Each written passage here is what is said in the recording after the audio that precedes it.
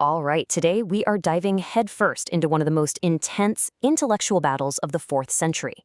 And look, this was way more than just a war of words. This was a fight over the very nature of God, reality, the whole shebang. And the whole thing kicks off with this brain-bending question. How on earth can obedience be a sign of equality? I mean, think about it. If someone obeys someone else, doesn't that, by definition, make them the lesser? This one single paradox lit a fire that shaped centuries of history. So here's how we're going to break it all down. First, we'll look at the scriptural problem that started it all. Then we'll dive into the Arian challenge. After that, the Orthodox response.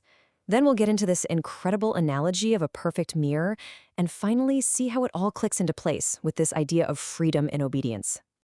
Okay, let's set the scene. This wasn't some problem that philosophers just cooked up in a classroom. Nope, it came straight out of Christian scripture, which seemed to be saying two completely opposite things at the exact same time. So, on one hand, you've got these incredibly powerful passages calling the Son the perfect image of the Father. Now, what's an image? It's a perfect reflection, right? It implies this deep, fundamental unity, a shared essence. Basically, equality. But then you turn the page and you get passages like this, where the Son himself talks about obedience, about service, and flat out says the Father is greater. So which one is it? Is he an equal, a perfect image, or is he a subordinate, a servant? This was the crack in the foundation, and a new movement was about to drive a wedge right into it. You know, a contradiction like that doesn't just sit there quietly. A group we now call the Arians grabbed onto this tension and offered a solution. And their solution was logical, it was straightforward, and to a lot of people, it was a terrifying threat to the heart of their faith. So the Arian argument was actually pretty simple. They said, look, if the Son was generated by the Father, that just means he was created. And if he was created, then he can't be eternal, and he can't be equal to his Creator. Simple as that. To them, he was the first and the greatest thing ever created, but still a creature. In this slide, it really lays it all out, side by side. For the Arians, the logic was just plain as day. Generated means created. Obedient means subordinate. Put it together, and the Son is just an instrument for the Father's will. But, as we're about to see, the Orthodox thinkers were going to come back and challenge every single one of those ideas. So the Arians take this idea and run with it. If the Son is just an obedient tool, he's like a hammer in a blacksmith's hand. The hammer does what the blacksmith wants, sure, but you'd never call the hammer an image of the blacksmith, would you? An instrument can't possibly reveal the true nature of its user. And for the Arians, that was the final proof of the Son's inferiority. Okay, so that's a pretty heavy-duty challenge, right? It absolutely demanded a response that was just as powerful. So let's see how theologians like Gregory of Nyssa fired back, not by throwing out the terms of the debate, but by completely changing what they meant. And the absolute cornerstone of their entire argument was this one word: consubstantial. It literally means of the same substance. They were arguing that the Son wasn't some separate being that was created later. No, he shared the exact same divine nature as the Father. And here's the real genius move they made. They said the Arians are thinking like humans, where a son is born after his father. They argued that in God, generation isn't something that happens in time. It's an eternal, timeless relationship. The Son flows from the Father forever, with no beginning and no end. And if there's no beginning, there's no inferiority.